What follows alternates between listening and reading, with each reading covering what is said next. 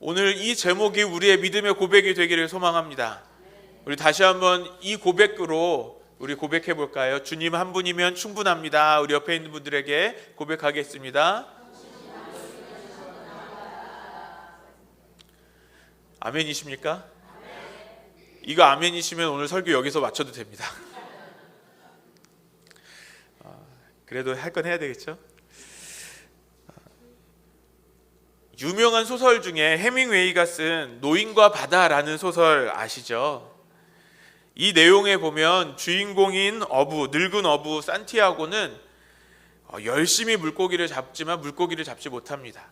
오늘 소설에 보면 84일 동안 물고기를 한 마리도 잡지 못하고 빈손으로 돌아오게 되죠. 그래서 사람들은 이 산티아고를 보면서 다 늙었네 라고 생각하는 거예요. 다 늙었구나. 이제 저 사람 능력 없구나. 이제 아무것도 못하는 사람이구나. 사람들은 생각합니다. 그런데 85일째가 되던 날 드디어 낚싯줄에 엄청난 고기가 붙잡혀있습니다. 걸려들었습니다. 그 고기는 여러분 사진에서 보시는 것처럼 자신의 배보다도 더 큰 청새치를 드디어 그 낚싯줄에 걸게 된 것이죠. 이 노인은 이 고기를 놓지 않으려고 아주 온갖 힘을 씁니다. 바다 한가운데서 이제 사투를 벌이는 거죠. 꼬박 이틀 밤낮을 버팁니다. 손바닥이 찢어지고 피가 나도 그 잡은 이 낚싯대를 놓지 않는 거예요. 몸이 지치고 정신을 잃어가도 끝까지 붙잡으려고 자신의 모든 힘을 다해서 이 청새치를 잡으려고 합니다. 그리고 마침내 이 거대한 물고기를 잡아버리죠. 그런데 이 물고기가 얼마나 타고요? 배보다 너무 큰 거죠. 그래서 이 물고기를 배에 실을 수 없어서 그냥 그 옆에 배 옆에 꽁꽁 묶어서 이제 항구로 돌아가기 시작했습니다. 이때 이 주인공의 마음이 어땠을까요? 드디어 해냈다. 이제 내가 아직 끝난 사람 아니구나. 나 아직 정정하구나. 이제 돌아가서 이 물고기를 보여서 사람들한테 내가 얼마나 대단한 사람인지 보일 수 있겠구나. 이런 마음 있지 않았을까요? 그런데 진짜 싸움은 바로 그때부터 시작되었습니다. 이 물고기의 피냄새를 맡은 상어떼들이 이제 몰려오기 시작하는 거예요. 노인은 이제 자기가 잡은 것을 이제 지키려고 또다시 싸움을 시작해야 됩니다. 작사를 던집니다. 또 칼로 찌르고 묶어서 찌르고 나중엔 몽둥이도 막 들고 흔들면서 열심히 그 상어떼들과 싸웁니다. 하지만 이 상어떼들이 가만히 물러갈까요? 아니요. 계속해서 달려들어요. 아주 죽을 힘을 다해서 상어들을 열심히 물리치고 막고 있지만 이 상어들은 그 배 옆에 묶여있는 이 청새치의 살점을 하나씩 뜯어가기 시작합니다. 결국 항구에 도착했을 때는 어떻게 되었을까요? 그 배 옆에 묶여있는 뼈만 남아있는 살점 하나 없이 하얗게 남은 거대한 그 뼈뿐이었습니다. 분명히 이 주인공은 분명히 잡았습니다. 분명히 이겼어요. 그리고 분명히 해냈습니다. 그런데 막상 돌아와 보니 남은 것은 뼈뿐인 거예요. 여러분, 이 이야기가 굉장히 남의 이야기 같지 않습니다. 왜냐하면 우리의 인생에서도 이런 일들을 경험할 때가 있기 때문에 그렇죠. 우리도 죽도록 무엇인가를 이루기 위해서 노력합니다. 죽도록 노력해서 합격해요. 승진합니다. 내 집을 마련하죠. 우리 자녀 일들도 잘 되는 거예요. 자녀들이 아주 좋은 대학 들어가고 좋은 직장도 얻고 또 결혼도 잘하고 마치 내가 오랫동안 기다려왔던 일들이 다 이루어진 것을 경험하는 순간들이 있죠. 그때 우리도 생각합니다. 이제는 됐다. 이제 좀 편안하겠구나. 이제 내 마음도 좀 안정되겠지. 이제 그런 생각을 할 때가 있죠. 그런데 이상하게도 그런 그때에 오늘 이 소설의 상어떼들처럼 내 인생의 상어떼들이 달려오기 시작합니다. 몰려오기 시작해요. 이제는 어떻습니까? 내가 이제는 이루어 놓은 것들, 내가 붙잡고 있는 것들, 이것들을 다 잃어버릴까 봐 불안하죠. 남들과 비교하기 시작합니다. 내 기쁨이 사라지기 시작하는 거죠. 분명 나는 다 얻었는데도 여전히 내 마음 한구석은 허전하다라는 것을 경험합니다. 내가 그렇게 애썼는데 내 손에 남아있는 것은 무엇인가? 나는 지금 무엇을 붙들고 살고 있는가? 이런 후회와 아쉬움이 밀려올 때가 있습니다. 오늘 본문 창세기 15장의 아브람도 바로 그런 밤을 보내고 있었습니다. 오늘 본문 1절에 보면 이후에 라고 시작하죠. 이후에 라고 시작한다는 것은 이전에 어떤 일이 있었다는 걸 이야기하는 것이죠. 어떤 일이 있었습니까? 창세기 14장에 보면 아브람은 큰 전쟁에서 승리합니다. 조카 롯을 구해내고요, 빼앗긴 사람들과 재산을 다 되찾아옵니다. 소돔 왕이 너무 고마워서 전리품을 나눠주겠다, 전리품을 대가로 주겠다라고 이야기하지만 아주 믿음으로 멋있게 거절합니다. 겉으로 보면 이 아브람은 어때요? 아주 멋진 사람이죠. 승리한 사람이죠. 또 오면서 대제사장 멜기세덱을 만나서 11조를 드리면서 아주 믿음의 그 선택도 보입니다. 얼마나 멋진 사람이에요. 얼마나 멋진 믿음의 사람입니까? 그런데 장막에 돌아온 그 현실은 어때요? 여전히 혼자 남겨져 있는 것처럼 느껴지는 거죠. 여전히 자식은 없습니다. 후사가 보이지도 않아요. 사라가 조금이라도 임신이라도 했으면 좋겠어요. 아니요, 그것도 아니에요. 하나님은 분명히 약속하셨는데 하나님의 약속은 아직 손에 잡히지 않았다라는 것이죠. 전쟁에서는 이겼지만 인생의 가장 그 깊은 문제는 해결되지 않았다라는 겁니다. 눈에 보기에 좋은 것을 선택한 롯은 그렇게 당했으면, 그렇게 주변 나라에게 붙잡히기까지 했었으면 이제 정신 차리고 다시 아브라함에게 돌아와서 삼촌 없이 못 살겠어요. 삼촌 저를 후계자로 써주세요. 이랬으면 좋겠는데 조카 롯은 여전히 그 땅에 남겨져 있어요. 따라오지 않았죠.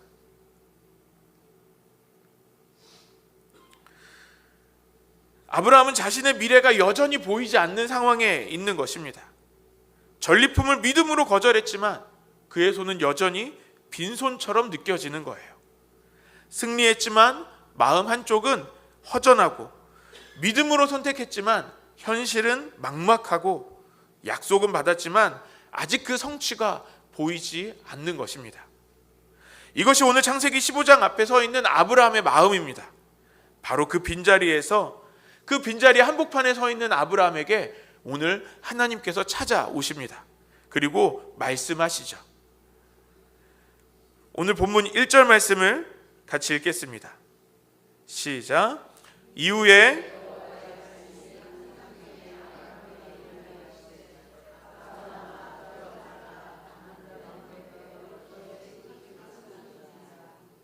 아멘. 하나님께서 아브라함에게 오셔서 말씀하십니다. 두려워하지 말라. 왜요? 나는 너의 방패요, 너의 지극히 큰 상급이 된다라고 말씀하십니다. 여러분, 여기서 우리가 이 두 단어를 보고 싶습니다. 이 방패와 상급입니다. 왜 하나님은 아브라함에게 이 두 단어로 말씀하셨을까요? 아브라함에게 꼭 필요했던 것이 바로 이 방패와 상급이었다라는 것입니다. 하나님은 아브라함에게 가장 필요한 것이 무엇인지를 아시고 말씀하시는 거죠. 그 아브라함의 가장 비어있는 현실 가운데 가장 필요했던 건 바로 이 방패와 상급이었다라는 겁니다. 여러분, 오늘 이 이야기는 아브라함의 이야기만이 아닙니다. 오늘을 살아가는 우리도 마찬가지죠. 우리의 인생이 흔들릴 때 사람들은 어때요? 나 자신을 막아줄 그 방패를 본능적으로 찾아갑니다. 또 내 마음이 허전할 때 내 마음 안에 나는 무엇을 얻었는가, 나는 무엇을 가지고 있는가를 바라보는 그 상급을 바라보게 되는 것이죠. 무엇이 나를 지켜줄까? 무엇이 나를 만족시켜줄까를 생각하게 되는 것이죠. 이 질문 앞에서 세상은 뭐라고 이야기합니까? 불안하냐? 그렇다면 너의 방패를 더 두껍게 만들어야 한다라고 이야기합니다. 통장 잔고를 늘려야지, 더 안정적인 자리를 잡아야지라고 이야기하죠. 보험을 더 들어야 되고 건강관리를 더 하고 너 자신을 지켜줄 그 시스템을 만들어야지만 안전하다라고 이야기합니다. 또 세상은 뭐라고 이야기합니까? 당신의 인생이 허전하다면 더 큰 상급을 가져야 한다라고 이야기하죠.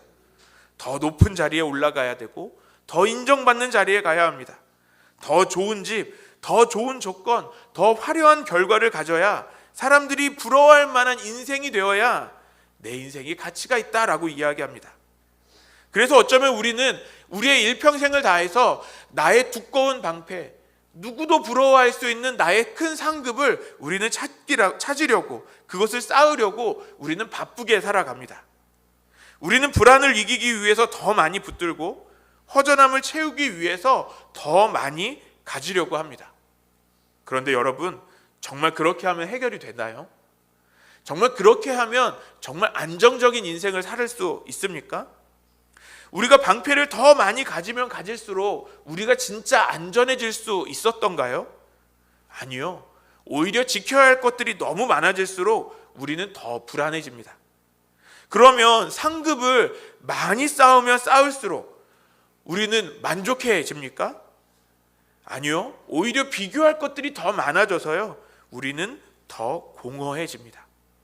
세상은 안전을 약속하지만 실제로는 더욱더 큰 불안을 만들어냅니다. 세상은 만족을 약속하지만 실제로는 더 큰, 더 깊은 결핍을 보여주는 것이죠. 이것이 세상이 주는 방패와 이 상급의 한계입니다.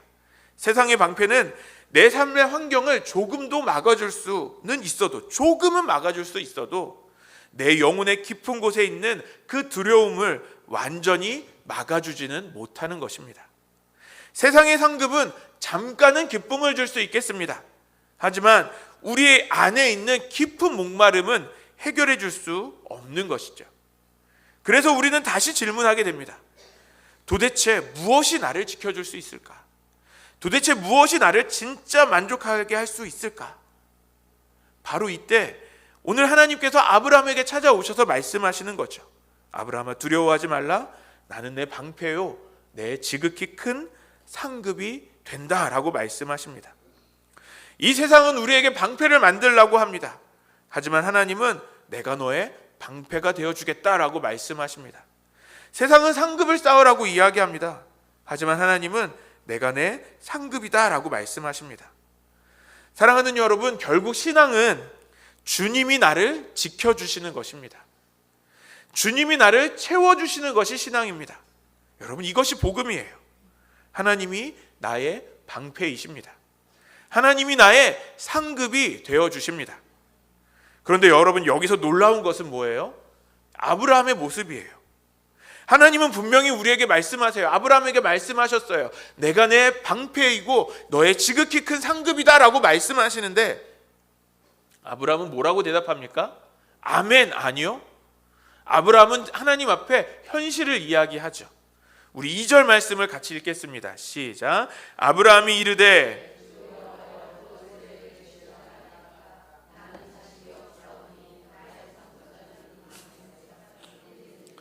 여러분, 아브라함의 말이 어떤 말투인지 여러분 보이지 않아요? 하나님, 또 뭐 주시려고요? 하나님, 뭘 주시려고 또 이렇게 시작하세요? 왜 죄송합니다. 우리 청년들의 단어로 어그로를 끄세요.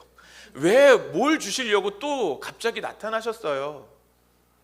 하나님, 주님의 약속 다 어디 갔습니까? 하나님의 약속은 지금 내 앞에 보이는 것이 없습니다. 그러니 저의 후사를 이을 사람은, 나의 상속자는 우리 집에서 오랫동안 자라온 나의 아주 가장 신뢰할 만한 내 몸종 엘리에셀밖에 없어요. 아브라함은 하나님의 약속을 보지 않고 있는 거죠. 하나님은 말씀하십니다. 내가 너의 방패이고 너의 상급이다 라고 말씀하시는데, 아브라함은 하나님의 말씀을 듣지 못하고 있는 거예요. 여러분, 우리도 그럴 때 있지 않아요? 오늘 우리가 매주마다 하나님 앞에 나와서 하나님의 말씀을 듣습니다. 여러분, 제가 아무리 열심히 말씀을 준비하고 설교를 해도 여러분의 인생 가운데 한 번 이상 들어보신 말씀 아니에요? 제가 여러분보다 신앙이 얼마나 오래됐다고 말씀드릴 수도 없지만, 제가 아무리 말씀을 전해도 여러분, 우리가 다 아는 말씀을 전하는 거예요. 우리가 그동안 하나님의 말씀을 안 받았습니까? 얼마나 많이 받았어요? 그런데 우리가 주일마다 말씀을 받는 우리의 마음이 이 아브라함 같을 때가 있지 않으세요? 하나님은 말씀을 주시지만 우리도 생각하는 거예요. 하나님, 또 왜 그러세요? 우리의 삶에 이루어지는 것이 하나도 없잖아요 라고 이야기하는 거죠. 여러분, 이것은 오늘 아브라함은 단순한 투정만 부리는 것이 아닌 거죠. 어떻게 보면 아브라함이 하나님의 약속을 어떻게 생각하고 있는지를 또 보여주는 것과 같아요. 그런데 오늘 하나님은 어떻게 하십니까? 하나님은 아브라함을 책망하지 않으십니다. 여러분, 만약에 이렇게 이야기하면 여러분이 하나님이시라면 이 상황을 어떻게 보시겠어요? 제가 전에도 이야기했는지 모르겠지만 제가 저희 아이들에게 이제 저도 부모로서 가끔 공수표를 날릴 때가 있어요. 이거 하면 이거 해줄게, 뭐 이런 식으로 이야기를 많이 해요. 그런데 특별히 정확히 기억이 나지 않는데 언젠가 제가 저희 자식들한테 맛있는 걸 사주겠다라고 이야기했어요. 과자를 사주겠다 얘기했는데 저희 셋째가 계속해서 이제 저한테 쪼르는 거예요. 막 울면서 언제 사줄 거냐고, 빨리 사달라고, 막 먹고 싶다고, 과자 사달라고, 맛있는 거 사달라고 막 우는 거죠. 제가 그것을 보면서 너무 귀여운데 갑자기 하나님이 저에게 주신 마음, 생각나는 은혜가 있었어요. 마치 저 모습이 저의 모습 같은 거예요. 하나님은 주시겠다고 약속하셨는데 저는 하나님께 막 울면서 떼쓰는 거예요. 제가 그때 저희 아들한테 이렇게 얘기했어요. 은호야, 너 아빠 못 믿어? 얘가 갑자기 막 울다가 눈을 동그랗게 떴습니다. 뭔 소리지? 너 아빠 못 믿어? 여러분, 우리가 정말 그렇지 않아요? 하나님이 약속하셨잖아요. 하나님이 말씀하셨잖아요. 그러면 분명히 이루어지는 것 아니겠습니까? 그런데 우리는 믿지 못하겠다고 이야기하는 거죠. 울면서 떼쓰는 거죠. 제 아들이 눈을 동그랗게 뜨고 저를 보다가 갑자기 다시 울기 시작하는 거예요. 왜 그러나? 너 아빠 못 믿어? 이랬더니 이 아들이 이렇게 얘기하는 거죠. 믿는데 지금 당장 줘, 이러면서 우는 거예요. 오늘 하나님은 이 아브라함의 모습을 보시면서 책망하지 않으십니다. 오히려 그의 질문에 분명하게 응답하시죠. 뭐라고 말씀하십니까? 그 사람은 내 상속자가 아니다 라고 말씀하시죠. 내 몸에서 날 자가 내 상속자가 될 것이다 라고 말씀하십니다. 오히려 하나님은 아브라함을 데리고 나가셔서 그 약속을 분명하게 보여주십니다. 밖으로 끌고 나가셔서 하늘을 우러러 무별을 셀 수 있나 보라. 내 자손이 이와 같으리라. 하나님은 아브라함의 시선을 자기의 현실에만 두지 않게 하십니다. 눈을 들어서 하나님의 약속을 보게 하십니다. 그리고 6절에 이렇게 말씀하시죠. 같이 읽겠습니다. 시작. 아브라함이 여호와를 믿으니 여호와께서 이를 그의 의로 여기시고. 여기서 중요한 것은 아브라함이 여호와를 믿으니 라고 고백합니다. 여러분, 지금 아브라함의 손에 무엇이 있어요? 갑자기 하나님의 음성이 끝나자마자 엘리에셀이 다가와서 사라가 임신했어요 라고 이야기했나요? 아니요, 아무것도 없습니다. 하지만 무엇을 믿었습니까? 하나님의 약속을 믿었어요. 약속의 성취가 보이는 조금의 조짐이 보이지 않을지라도 그것을 믿었습니다. 하나님을 신뢰한 것이죠. 하나님은 오늘 그 믿음을 귀하게 보셨습니다. 그의 믿음을 의로 여기셨다라고 말씀합니다. 그러니까 믿음은 모든 것을 손에 쥔 것으로 만족이 되는 것이 아닙니다. 아직 문제가 해결되지 않았음에도 믿는 것이에요. 아직 응답이 오지 않았음에도 하나님을 놓지 않는 것, 그것이 바로 믿음이라는 것입니다. 세상은 말합니다. 내가 가진 방패의 두께가 내 인생의 등급이다 라고 이야기하죠. 내가 갖고 있는 상급, 내가 받아낸 그 상급이 너의 가치를 증명한다 라고 이야기합니다. 그러나 오늘 복음은 우리에게 다르게 말씀합니다. 세상에서 성취한 것으로 우리가 증명되는 것이 아니라는 것입니다. 여러분, 우리는 무언가를 끊임없이 증명해야지만 우리가 사랑받는 존재가 아니라는 것입니다. 우리의 정체성은 우리가 이 세상에 보여줄 수 있는 그 명함 한 장으로 결정되는 것이 아니라는 것이죠. 우리는 예수 그리스도의 십자가의 피값으로 하나님께 받아들여진 사람이 된 것입니다. 그러므로 세상은 우리에게 이렇게 말할 수 있습니다. 너는 부족하다. 너는 실패했다. 너는 너 스스로를 더 증명해야 한다라고 이야기할 수 있어요. 하지만 십자가의 복음은 우리에게 더 크게 말씀합니다. 너는 하나님이 친히 방패가 되어준 사람이다. 하나님이 친히 상급이 되어주시는 사람이다 라는 것입니다. 그렇다면 하나님이 나의 방패와 상급이 되신다는 이 복음을 붙들고 우리의 일상의 자리에서 우리는 어떻게 살아가야 할까요? 저희 부부는 선교단체에서 같이 사역하다가 만나서 결혼했고 또 지금까지 함께 섬기면서 사역하고 있습니다. 그런데 저희가 결혼을 했을 신혼 초에예요. 저희 아내가 지금처럼 건강이 좋지 않았습니다. 지금은 굉장히 건강하잖아요. 그렇죠? 결혼하기 전에 45kg였어요. 이거 자랑이에요, 맨날. 결혼을 하고 났더니 분명 결혼하기 전에 건강했거든요. 근데 결혼하고 났더니 막 모임하고 있는데 갑자기 픽픽 쓰러지는 거예요. 이런 일들이 종종 있었어요. 막 응급실도 가고 막 그랬습니다. 그러다가 이런 일들이 계속 일어나니까 저희 사역의 리더가 갑자기 저를 불러내는 거예요. 그리고 저한테 이야기하는 거죠. 병원에서 진단서를 끊어오라는 거죠. 매번 저렇게 쓰러지니 어떻게 사역을 할 수 있겠냐면서 정말 사역을 할 수 있는지 없는지 의사의 진단을 받아가지고 오라는 거예요. 여러분, 이 말을 듣는데 마음이 너무 힘들었어요. 막 무너지는 것 같았습니다. 왜냐하면 이 결혼 주님께서 약속하셨고 주님께서 인도하셔서 했다고 믿었거든요. 그리고 그 은혜로 결혼해서 이제 주를 위해 살겠다고 한 가정으로 주님을 위해 살겠다고 열심히 살고 있는데 왜 이런 일이 벌어지는 거예요? 막 화도 나고 억울하기도 하고 뭐 여러 가지 감정이 들었어요. 그런 무거운 감정을 가지고 그 무거운 마음을 가지고 하나님 앞에 예배의 자리로 나아갔습니다. 그런데 기도하는 중에 제 마음 깊숙한 곳에서 주님의 음성이 들려오기 시작했어요. 동희야, 내가 무엇으로 보답해 줄까라고 말씀하시는 거죠. 여러분, 드디어 저에게 기회가 온 거 아니겠습니까? 신혼 초에 여러분 제가 가진 것이 하나도 없었어요. 막 너무 설레는 거예요. 집부터 구해야 될까? 막 돈을 달라고 할까? 이 차를 달라고 할까? 막 무엇을 달라고 해야 될까? 막 생각해야 될 그 설레임이 잠깐 드는 그 찰나의 순간에 갑자기 제 모든 마음을 앞서서 대답하는 대답의 소리가 제 안에서 들려왔어요. 주님이면 충분합니다. 여러분 혹시 그러실 때 있지 않으세요? 내가 기도하는데 내가 말하고 내가 생각하고 하는데 이게 내 말이 아닌데 내 말인데 내 말이 아닌 것 같은 말이 먼저 튀어나오는 거 있잖아요. 순간 갑자기 멍해졌어요. 여러분, 이거 정답이잖아요. 맞는 말이잖아요. 이거 누가 얘기한 거예요? 제가 오랫동안 기도하며 생각한 건 제 안에 있는 영이 먼저 소리친 거라고 생각해요. 주님이면 충분합니다.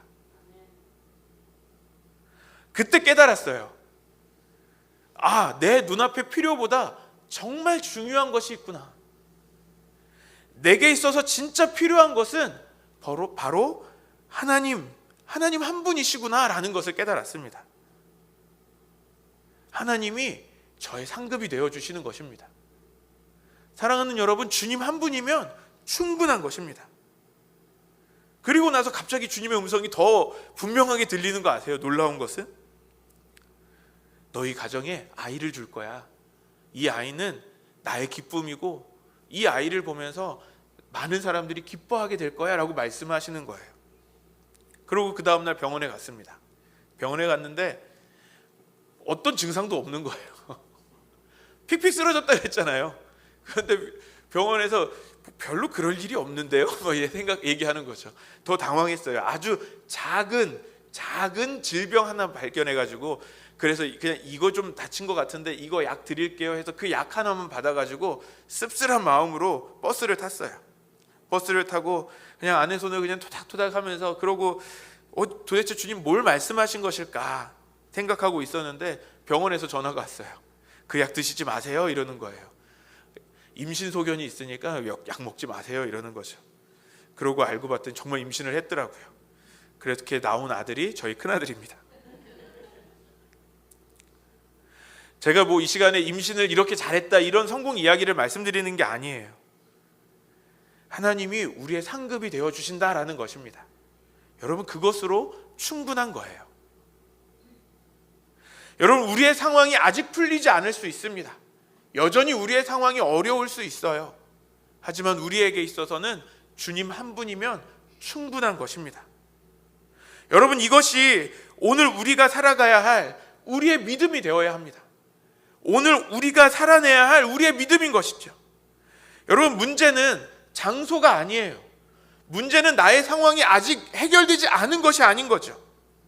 오늘 내가 지금 있는 그 자리에서, 이 어려운 상황 한가운데서 나는 주님과 함께하고 있는가가 중요합니다.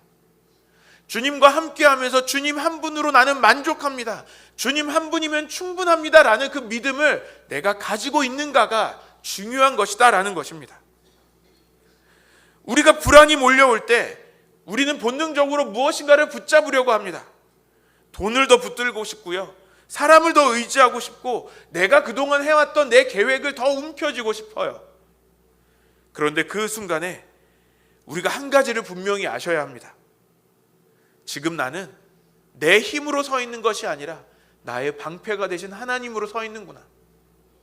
지금 나에게는 내가 이루어낸 나의 성과로 내가 살고 있는 것이 아니라 하나님이 나의 상급이 되어주시는구나 라는 것을 우리가 믿어야 한다는 것입니다.